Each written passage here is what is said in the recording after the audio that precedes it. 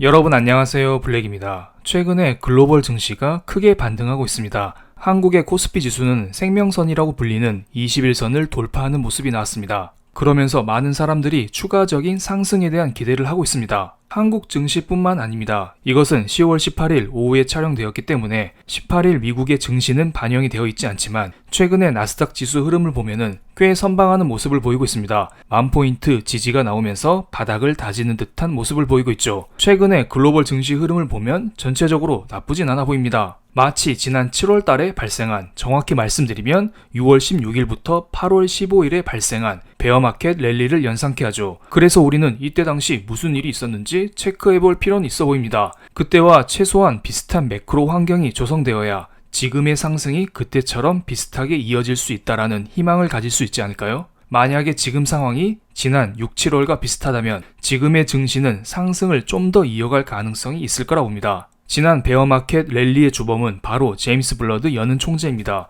이분은 다들 아시다시피 엄청난 매파로 유명하죠. 금리를 과도하게 올려야 된다. 금리를 올려서 인플레를 때려잡아야 된다. 그러면서 지금까지 증시 하락을 불러왔었던 분입니다. 하지만 이런 사람도 한 번씩 실수를 하기 마련입니다. 제임스 블러드 연은 총재는 5월 말에 이런 말을 했습니다. 고인플레 억제하면은 내년에 기준금리 인하 가능하다. 정확히 기사를 조금 더 읽어드리면 2022년도에 기준금리를 올려서 만약에 인플레를 잡게 된다면 내년에는 기준금리를 내릴 수 있다. 이러한 말을 했습니다. 그러니까 금리를 엄청 올려서 인플레를 잡을 수만 있다면 기준금리를 내릴 수 있다. 이런 이야기를 한 것입니다. 하지만 이때 당시 사람들은 너무 힘든 나머지 보고 싶은 것만 봤습니다. 내년도에 기준금리를 내릴 수 있다? 이 한마디를 듣고 사람들은 증시 상승에 베팅한 것입니다. 일반적으로 금리 인상 확률이 높아지면 미국의 달러 가치를 나타내는 달러 인덱스가 올라가고 미국의 2년물과 10년물 국채금리는 상승하게 되어 있습니다. 그렇다면 블러드의 이러한 금리 인하 발언과 함께 지난 베어마켓 랠리 기간 동안 시장에서 달러 인덱스와 국채금리는 하락하는 모습이 나왔을까요? 그래서 이와 함께 증시 상승이 나왔을까요? 이것을 한번 체크해 보겠습니다. 먼저 지난 베어마켓 랠리 기간 동안 달러 인덱스를 체크해 보겠습니다. 달러 인덱스는 큰 움직임을 보이고 있지 않습니다. 어쨌든 2022년도에 미국은 전반적으로 기준금리를 올리는 추세입니다.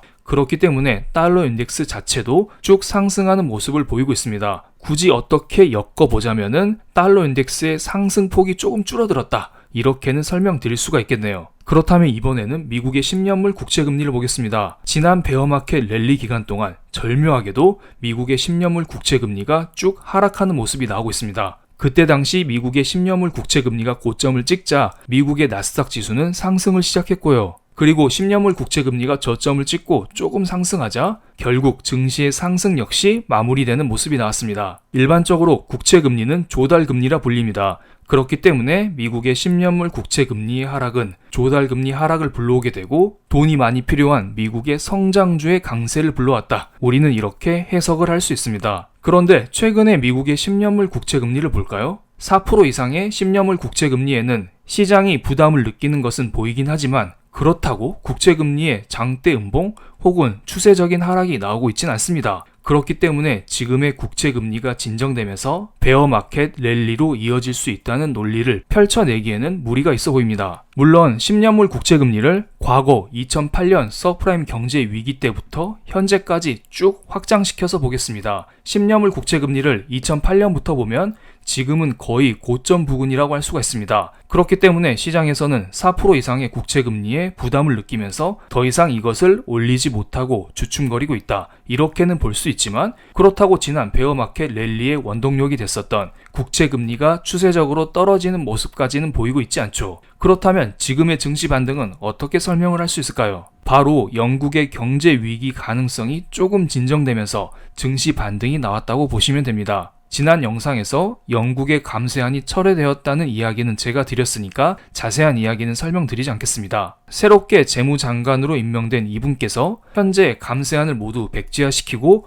원위치로 돌리겠다. 이러한 발언을 하면서 시장이 진정되는 흐름이 나오고 있습니다. 그리고 트러스 신임 총리 역시 I'm sorry 이 말을 하면서 실수한 것에 대해서 사과를 했습니다. 그래서 파운드화 환율을 보겠습니다. 감세안 발표와 함께 파운드화의 가치가 급락했었는데요. 최근 들어 감세안 발표 이전 수준으로 파운드화의 가치가 회복된 것을 알 수가 있습니다. 그리고 영국의 10년물 국채금리를 체크해 볼까요? 영국의 10년물 국채금리는 감세한 발표 이전까지는 떨어지진 않았지만 어느 정도 진정이 되는 모습을 보이고 있습니다. 그런데 10년물 국채금리는 영국의 소비자 물가 상승률과도 연동이 되어 있기 때문에 지금 영국의 10%대 소비자 물가 지수라면은 그냥 국채금리가 뚝 떨어지기에는 쉽지는 않아 보입니다. 어쨌든 지금 상황에서는 영국발 호재는 거진 다 반영되었다고 보면 됩니다. 하지만 추가적인 호재가 하나 있긴 합니다. 이번에 트러스 총리가 감세안을 발표하면서 영국 경제를 한번 바닥으로 끌고 갔습니다. 그래서 많은 사람들이 이제 그만 사퇴해라 이런 말을 하고 있죠.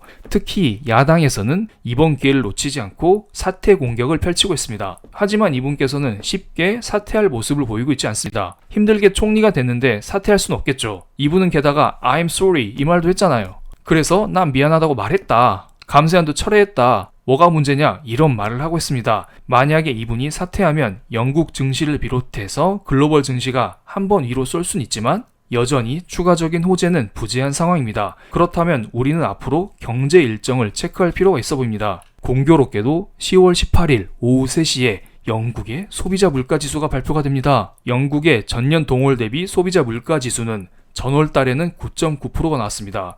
그리고 이번 예상치는 10%로 전망이 되고 있죠. 그런데 요즘 상황을 봤을 때 예상치보다 높을 가능성이 조금은 있어 보이네요. 만약에 소비자 물가 지수가 높게 나온다면 영국 증시를 비롯한 글로벌 증시가 한 차례 더 흔들릴 가능성도 염두에 둬야 될 것 같습니다. 그런데 반대로 영국의 소비자 물가 지수가 진정이 된다면 글로벌 증시에는 호재로 작용할 수 있을 거라 봅니다. 그리고 또 다른 일정이 하나 더 있습니다. 바로 그 다음날 10월 19일에는 여는 총재들의 발언이 예정되어 있습니다. 카시카리 여는 총재, 블러드 여는 총재, 에반스 여는 총재의 연설이 예정되어 있죠. 최근 들어 증시가 오르는 모습을 보면서 여는 총재들의 심기가 불편했을 거라 봅니다. 연준 위원들은 지금 증시를 찍어 누르면서 인플레를 함께 찍어 누르고 싶은데요. 그런데 증시가 이렇게 올라오자 약간은 불편하고 있을 거라 봅니다. 여러분 어렸을 때 하셨던 두더지 게임 생각나시나요? 두더지가 이렇게 쑥 올라오면은 망치로 한 번씩 때려줘야 됩니다.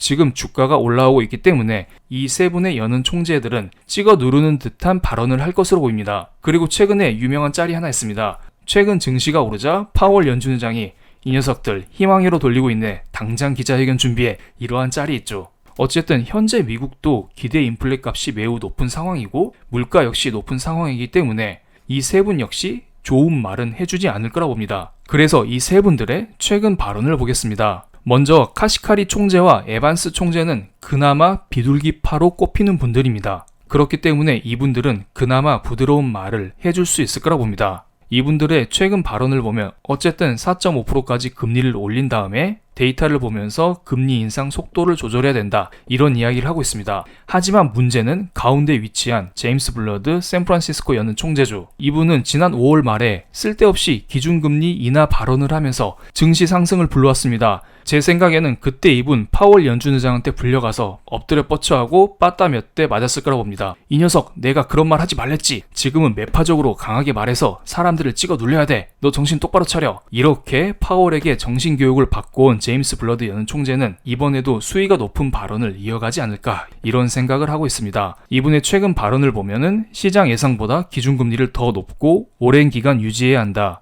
물가가 조금 떨어진다고 해서 과도하게 인플레가 잡혔다. 이렇게 해석을 하면 안 된다. 이런 말을 하고 있습니다. 역시 빠따 맞은 효과가 확실히 있네요. 그럼 오늘 영상 여기서 마치겠습니다. 감사합니다.